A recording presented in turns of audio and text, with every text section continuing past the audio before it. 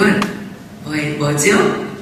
십자가만 자랑하자. 우리 옆에 분한테 이렇게 한번 보시면서 십자가만 자랑하자. 십자가만 자랑합시다. 네, 우리 그렇게 인사를 나눠봅시다. 십자가만 자랑하는 게 뭘까? 저기 십자가가 있는데 저 십자가 예수 믿는 사람의 상징이긴 하지만 십자가를 뭐 자랑을 해야 되나?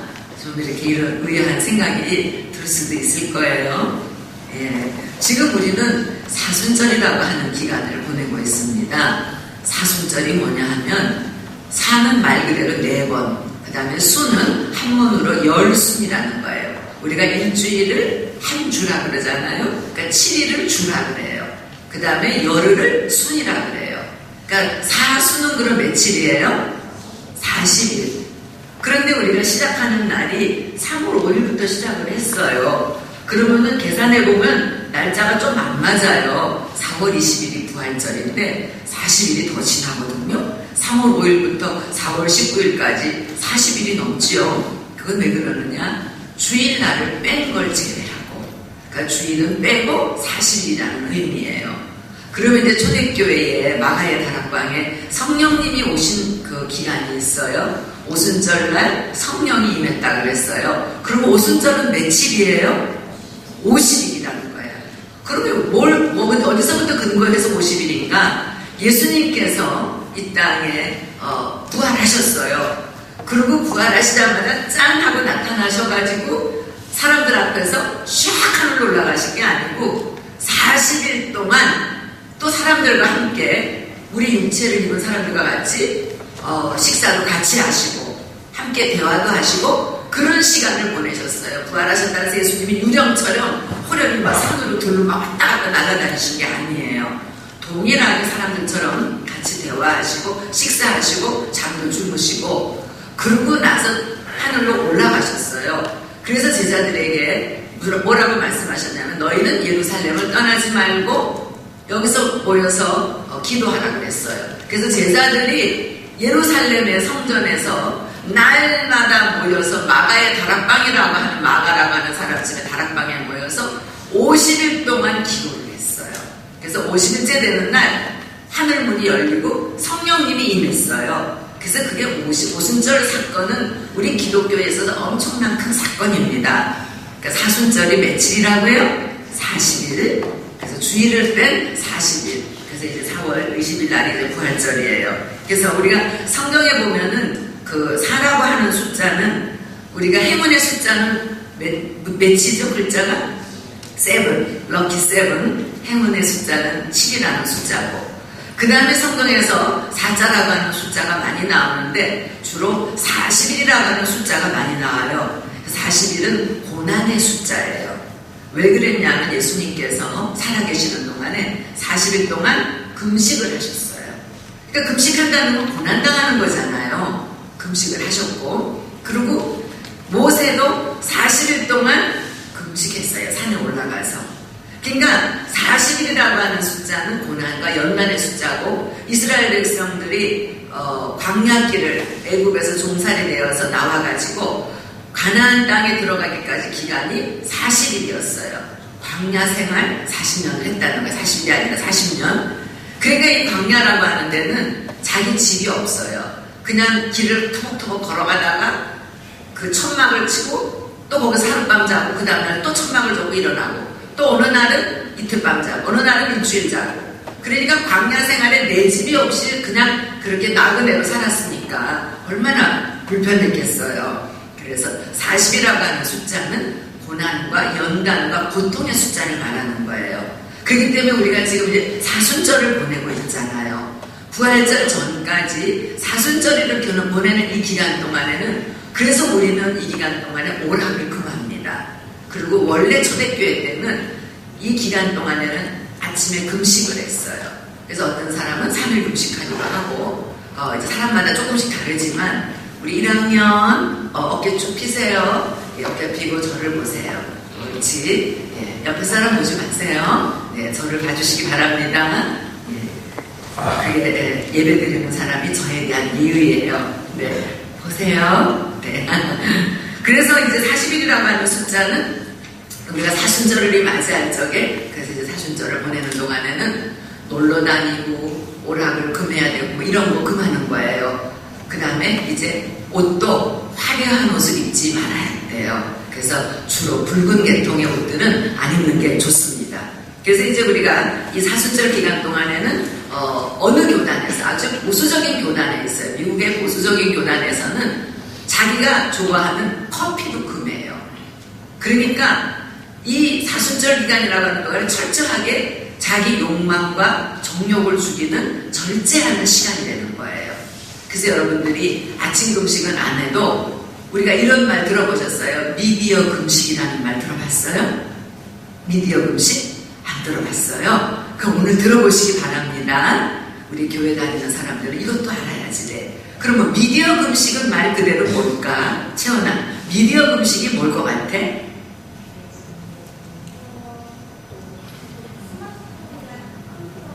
그렇죠. 예, 그런 거를 하지 말라는 거예요. 아주 안 할 수는 없겠지만 꼭 필요한 거 외에는 하지 말라는 거예요. 그래서 여러분들이 밥을 먹는 금식을 하면 좋지만, 안 먹는 금식을 하면 좋지만, 그러나 할 수 있으면 이 기간 동안에 우리가 경건하게, 예수님께서 이제 십자가에 달려 돌아가셔서 고통당하는 시간을 보내고 있는 기간이기 때문에 우리가 모든 음식이라든가 내가 좋아하는 기호식품들을 금해야지 되고, 그 다음에 미디어도 금식을 하는 그런 시간이 되어야 된다 이겁니다. 그래서 이 시간에는 이제 그럼 뭐를 해야 되느냐? 미디어를 금식하는 사람들은 뭐를 해야 될까요? 스마트폰이나 인터넷이나 이런 게임을 안 하는 동안에는 그럼 뭘 봐야 될까요? 성경을 봐야 되겠죠. 네. 우리 친구들 성경 꾸준히 정기적으로 하루에 석 장 이상씩 읽는 친구 손 한번 들어보세요. 우리 친구들 중에 대단한 친구네. 하루에 석 장 이상씩. 그러면 우리 선생님들은 하루에 10장 이상씩 다 읽고 계시죠? 네, 얼굴 보니까 선생님들은 다 읽고 계시네요. 네, 네, 유지연 선생님도 읽고 있다고 나한테 사진을 보내고 있어요. 네, 그래요. 그래서 우리는 성경을 읽어야지 되겠고, 이제 기도를 하고, 그 다음에 영적으로는 예배 생활에 충실히 참석하는 거. 이 사순절 기간이라도 우리가 이렇게 경건한 마음으로 살아가는 거는 뭐냐?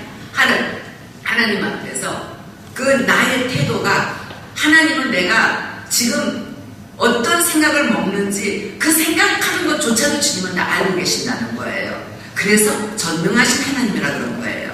그러니까 우리 예수 믿는 사람들은 내가 마음속으로, 생각 속으로 누구를 미워하고 원망하고 막 꼴보기 싫어하고 이런 것도 와서 하나님 앞에 회개를 해야 되는 거예요. 그러니까 우리는 몸으로 지은 죄만 회개하는 게 아니라 마음으로 지은 죄조차도 주님 앞에 와서 회개해야 되는 시간이 날마다 가져야 된다 이겁니다. 그래서 이제 우리는 이 기간 동안에 또 아침을 안 먹고 또 아니면 3일이나 2주씩 금식하는 사람들은 밥을 안 먹는 대신에 그 금식 끝나면 뭘 해야 되느냐? 금식미를 하나님 앞에 드릴 줄도 알아야 돼요. 금식미가 뭐냐? 미는 쌀미자예요. 그러니까 금식 헌금을 하나님 앞에 드릴 줄도 알아야 된다 이거예요. 그러면 굉장히 우리 신앙이 거룩하고 경건하게 되겠죠. 그래서 이제는 성경을 읽고, 그래서 우리 그리스도인들이 이 사순절 기간 동안에 영적으로 무장하는 기간이 되는 겁니다. 영적으로 우리 내면의 그 영성을 길러가서 힘있는 그리스도인이 되는 거예요. 그러면 우리가 한국 사람들이, 남자들은 이제 군대를 거의 다 갔다 오잖아요. 그러면 군대를 왜 가요? 앞으로 비상시에 전쟁이 날 걸 대비해서 군대를 가서 이렇게 힘을 길러오는 것처럼 우리가 날마다 눈에 보이지 않지만 이 영적 전쟁을 치르는 사람들이에요. 그렇기 때문에 내가 기도하고 말씀 보고 이렇게 경건한 생활을 하는 사람이 영적 전쟁을 치를 적에 쓰러지고 실패하고 넘어지지 않는다는 거죠. 이렇게 기도에 힘이 없는 사람, 말씀 본 힘이 없는 사람들은 우리가 어떤 문제가 닥치고 시험이 오면은요 금방 넘어진단 말이에요. 그렇기 때문에 우리가 이런 내면의 힘을 기르는 기간이 되는 겁니다. 그래서 하나님 앞에는 우리 모두가 육군보다 공군보다 더 힘센 해군과 같은 그런 능력 있는 정예 부대가 되기를 원하는 거예요. 여러분 오합지졸이 되지 마시고 실력 있는 정예 부대원이 되시기를 모두 다 부탁을 드리겠습니다. 할렐루야. 아멘 하세요. 할렐루야. 네, 여러분들 오합지졸 되고 싶어요? 준호야 얼굴을 좀 드세요. 밑에 뭐 있어? 준호 맞지 얘가? 미안해. 얼굴을 좀 드세요. 내가 쳐다보기 싫은가? 오늘 나랑 눈 맞추고 싶지 않아요? 좀 속상한 거 있어요? 고민하는 거 있어도 예배드릴 적에 하나님 앞에 하나님 제 고민을 좀 해결해 주세요. 이렇게 마음으로 기도하시기 바랍니다. 그래서 이제 우리는 이렇게 사순절 기간을 이렇게 경건한 마음으로 가지고 보내야 된다는 거 다시 한번 여러분들에게 말씀드리고 싶습니다. 그래서 우리가 부활절을 이렇게 믿음으로 준비하고 그 다음에 영적인 주님의 부활을 맞이하기 위해서 이렇게 경건한 시간을 가져야지 아무 준비 없이 부활절을 맞이한다고 하는 거는 마치 결혼식을 앞둔 신부가 그냥 가만히 앉아있다가 결혼식 날 벌떡 일어나가지고 예식장에 들어가는 거하고 똑같은 거예요. 결혼식을 맞이하는 신부는 어떻게 해요? 미리 미장원에 가서 피부도 마사지하고 다듬고 그리고 온갖 모양을 내고 준비를 하고 신랑을 맞이하는 것처럼 예수님은 영원한 우리의 신랑이기 때문에 우리가 신랑 대신 예수님을 맞이할 수 있는 그런 마음의 준비, 영적인 준비가 필요하다는 사실을 기억하시기 바랍니다. 그래서 이제 오늘 본문에 나오는 사도 바울이 이걸 기록을 했어요. 뭐라 그랬냐면은 내게는 우리 주 예수 그리스도의 십자가 외에 결코 자랑할 것이 없다 그랬어요. 우리가 십자가의 상징은 사도 바울 당시에 십자가는 사형틀이었어요. 그러니까 사람을 죽일 적에 십자가에 매달아서 죽였기 때문에 이 십자가가 주는 의미는 공포와 두려움과 죽음을 상징하는 거였습니다. 사형틀이니까 사람을 달아서 죽이는 거니까. 그래서 유대인들이 아직까지도 유대인은 이스라엘 사람들이에요. 이스라엘 사람들은 예수를 믿을 것 같은데 예수를 안 믿어요. 예수 믿는 민족 그 백성들이 전 인구의 1%도 안 돼요. 왜 그러느냐? 그 당시 사람들이 사형틀에 돌아가서 죽은 사람을 우리가 무슨 하나님의 아들이라고 믿느냐? 절대로 믿을 수 없다. 자기네들이 기다리는 메시아는 그렇게 비참하게 초라하게 기껏해야 사형틀에 매달려서 죽는 죄인을 우리는 하나님의 아들로 인정할 수 없다. 그래서 그 사람들이 그래서 예수를 안 믿는 거예요. 그렇게 초라하고 힘없는 나약한 예수가 하나님의 아들일 수가 없다. 그래서 그 사람들, 이스라엘 사람들은 아직도 메시아를 기대하고 갈망하고 있다는 겁니다. 우리 생각에 이스라엘에서 출생하셨기 때문에 이스라엘 사람들이 예수 잘 믿을 것 같죠? 천만에 예수를 안 믿어요. 그 사람들은. 이스라엘에는 유대교가 있고 기독교가 있어요. 그런데 유대교는 믿어요. 유대교는 예수님을 안 믿는 거, 구약만 믿는 사람들이 유대교인들이에요. 그러면 신약시대의 예수님을 안 믿잖아요. 그러니까 기독교인들은 극히 소수의 사람들이라는 겁니다. 그래서 오늘날 한국에 계신 많은 목사님들이 이스라엘에 선교사로 간다는 거예요. 얼마나 아이러니합니까?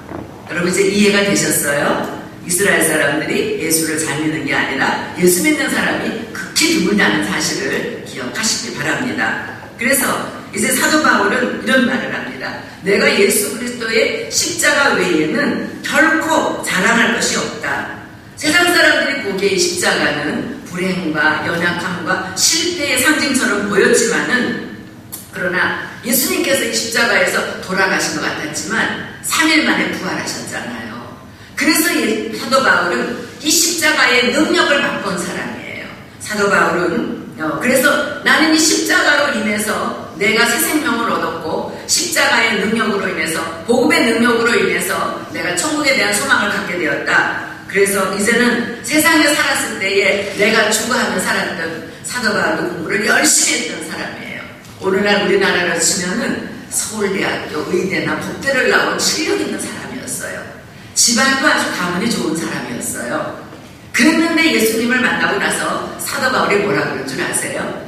나는 내가 그동안 가지고 있었던 나의 모든 조건들을 배설물처럼 버렸다 그랬어요. 쓰레기처럼 버렸다 그랬어요. 여러분 쓰레기를 붙잡고 있는 사람 있어요? 쓰레기 너무 귀한 거야. 그리고 이걸 안방에 들여놓는 사람 아무도 없죠. 그런 것처럼 사도 바울은 자기가 그동안에 쌓아왔던 실력, 학벌, 가문 이런 모든 자기의 좋은 조건들, 사람들 앞에 내놨던 자랑거리가 되는 이런 모든 조건들을 예수님을 만나고 난 이후에 이것들을 쓰레기처럼 버렸다고 했어요. 왜? 학벌보다도 부귀보다도 명예보다도 예수님의 능력이 가장 귀하고 소중하다는 것을 깨달았기 때문에. 그래서 사도 바울이 이제 주님을 위해서 고난받는 것을 기꺼이 기쁘게 즐겁게 담당했다는 거예요. 그래서 사도 바울은 예수님만이 나의 자랑거리다. 여러분 각 사람마다 자기 자랑거리가 있어요. 어떤 사람은 자기 외모를 자랑해요. 어떤 사람은 공부 잘하는 걸 자랑해요. 어떤 사람은 돈 많은 거를 자랑해요. 어떤 사람은 빽 있는 거를 자랑하고 어떤 사람은 친구가 공부 잘하고 실력 있는 거 자랑하는 친구들도 있어요. 그런데 사도 바울은 예수님에는 난 자랑할 게 없다고 했어요. 여러분들도 예수님만 자랑하시기를 부탁을 드리겠습니다. 할렐루야. 예, 그래요.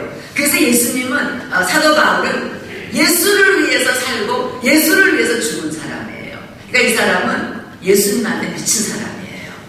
예수님한테 미쳐서 사람들에게 버림을 당하고 친구도 다 떠나가고 가장 가까이 있는 사람들한테 배신당하고 그 다음에 예수 믿는다고 감옥에도 갇히고 예수 믿는다고 매를 실컷 두드려 맞고 죽을 고비를 얼마나 많이 넘겼는지 몰라요. 예수 믿는다고 그는 고생도 무지무지하게 많이 한 사람이에요. 그리고 마지막엔 어떻게 죽은 줄 아세요? 네로 황제에 의해서 참수당했어요. 참수형. 참수형이 뭔지 아는 사람. 참수형이 뭔지 아는 사람. 아무도 몰라요. 예, 참수형은 칼로 이렇게 목을 베이는 걸 말하는 거예요. 칼로 목을 잘라서 죽이는 거. 사도 바울이 참수형을 당했어요. 그러면은 예수님의 12제자들 중에 가룟 유다만 빼고 11제자가 남았는데 그 나머지 11제자들이 다 순교했다고 우리가 알고 있는데 유일하게 사도 요한계시록을 쓴 사도 요한만큼은 순교를 안 했답니다. 그는 늙어서 그냥 노인네가 돼서 그냥 자연적으로 그 사람만 죽었고 나머지 사람들은 전부 다 비참하게 순교를 당했는데 야고보라고 하는 사람, 예수님의 동생 야고보는 100m 높이에 되는 높은 탑 위에서 밀어서 떨어뜨려서 죽였어요. 그러니까 어떤 사람은 도마는 인도에서 창에 찔려서 죽고, 그러니까 각 사람들마다 얼마나 많은 그 예수님 때문에 고통과 형벌을 당하고 죽었지만 이 사람들은 절대로 예수님을 부인하지 않았다는 거예요. 죽음의 현장 앞에. 왜? 내가 죽으면 천국에 간다는 확신이 있었기 때문에. 그리고 이 땅에서 내가 조금 잘 먹고 조금 이쁜 옷 입고 조금 재밌게 살고 그거를 무가치하게 여겼다는 거예요. 그래서 우리는 이 십자가만 자랑한다고 하면 이 사도 바울의 믿음이 뭐냐? 그래서 여기 바울이 이제 이런 얘기를 합니다. 그리스도로 말미암아 세상이 나를 대하여 십자가에 못 박히고 내가 또한 세상을 대하여 그러하니라. 그러니까 자기 육체가 자기가 원하는 거, 편안하게 쉬고 싶고 친구들하고 놀러 가고 싶고 높은 자리에 올라가고 싶고 하는 이런 모든 인간적인 욕망을 다 십자가에다 못을 박아서 죽었다는 거예요. 그러면서 자기는 예수님만 자랑한다. 세상에 대해서 자기는 십자가에 대해서 자기 자신은 못을 박았다는 거예요. 여러분, 우리가 십자가에 대해서 못 박혀서 죽었다고 하는 것은 하나님 앞에서 우리의 그 자존심이 죽어야 되는 거예요. 여러분, 우리가 육신적으로만 죽는 것도 중요하지만 우리 내면에 우리가 왜 오늘날 이렇게 갈등을 일으키는 요인이 뭔지 아세요? 자존심 때문에 사람들하고 불화하는 거예요. 자존심을 내세우기 때문에 시끄러운 거예요. 분쟁이 일어나는 거예요. 그런데 사도 바울이라고 하는 사람은 자존심을 십자가에 못 박은 사람이에요. 그러니까 나는 예수님의 십자가만 자랑한다. 그게 뭐냐? 우리는 날마다 자기 자신을 부인하고 죽은 거를 자랑해야 된다는 거예요. 여러분들이 어떤 상황 가운데 놓였을 적에 화가 나죠. 속상하죠. 그럴 적에 우리가 옆에 친구하고 싸울 수도 있어요. 그렇지만 일일이 다 싸우지 않고 고집 부리지 않고 참은 적도 있잖아요. 그때가 바로 여러분이 죽는 시간이에요. 잘 참는 게 잘 죽는 겁니다. 우리 유지연 선생님, 우리 이제 친구들을 이렇게 찬양 지도하다 보면은 때로 속상할 때가 좀 있죠. 그쵸? 네. 속상할 때가 있어도 우리 선생님은 또 애들이 또 선생님이 야단치고 싶을 때도 있겠지만 그래도 야단 안 치고 웃어줘야 또 애들이 잘 따라올 것 같으니까. 그치? 안 삐지고 야단치면 또 삐져가지고 찬양단에 쓰니 안 쓰니 막 이럴 수도 있을지 모르게 내 생각일 뿐인데 그러니까 우리 선생님은 잘 참을 거예요. 우리 선생님들도 잘 참는 애들이 많이 있을 거예요. 여러분, 참는 거는 너무 고통스러운 겁니다. 내가 하고 싶은 말을 안 하고 내가 여러 가지로 내 감정을 조절하고 죽인다는 거, 이거는 나를 바로 그때 십자가에 못 박는 시간이라는 거예요. 그러니까 여러분들이 육신적으로만 십자가에 못을 탁탁 박아서 죽는 것만 죽는 게 아니라 내가 하고 싶은 말 참고, 내가 먹고 싶은 거 참고, 가고 싶은 거 참고, 내가 원하는 육신의 욕망을 참는 거, 이게 나를 십자가에 못 박는 시간이다 이겁니다. 그러니까 여러분들은 예수를 믿기 때문에 학교 가서 마음에 안 드는 친구하고 갈등을 일으킬 수도 있지만, 속상하지만, 안 보고 싶지만, 안 나고 그냥 쟤 그냥 꼴 보기 싫어 그런 친구 있지만, 여러분들이 여러분 자신을 날마다 십자가에 못 박으려면 어떻게 해야 돼요? 그 친구한테 먼저 다가가야지 돼요. 우리는 내 일어나는 감정하고 반대로 살아야지 돼요. 그러니까 내가 미운 사람한테는 어떻게 해야 돼요? 미운 사람한테 뭐를 주라고요? 네? 떡을 주라 그랬잖아요. 그러니까 얄밉고 마음에 안 드는 친구한테는 어떻게 해야 돼요? 먹을 거를 갖다 줘야지 돼요. 그리고 같이 웃어줘야지 돼요. 손을 잡아줘야지 돼요. 그러면은 그 사람도 마음이 돌아선다 이거예요. 그래서 나는 우리 1학년 친구들이 앞에 앉아있기 때문에 뭐 하는지 내 눈에 막 잘 보이거든요. 네, 그래서 저를 좀 봐주시고 손도 그냥 무릎 위에 그냥 얹어 놓으시면 좋겠습니다. 네, 그래서 우리는 이제 이 세상에 그렇기 때문에 예수님의 십자가의 능력은 어떤 죄악도 물리치는 힘이 있다 이겁니다. 그래서 어떤 죄도 이게 승리하신 그 힘의 능력을 믿고 우리가 예수님의 이름을 가지고 사단을 대적하면은 능히 이길 수 있는 줄로 믿습니다. 그래서 우리가 예수님의 이름을 자꾸만 활용하셔야 돼요. 예수의 이름으로 명하노니 내 속에서 일어나는 미움은 떠나갈지어다. 할렐루야. 여러분, 내가 이렇게 선포하면 여러분들이 아멘 하셔야 됩니다. 다시 한번. 예수님의 이름으로 명하노니 예배 시간에 늦게 오는 사탄은 물러갈지어다. 아멘?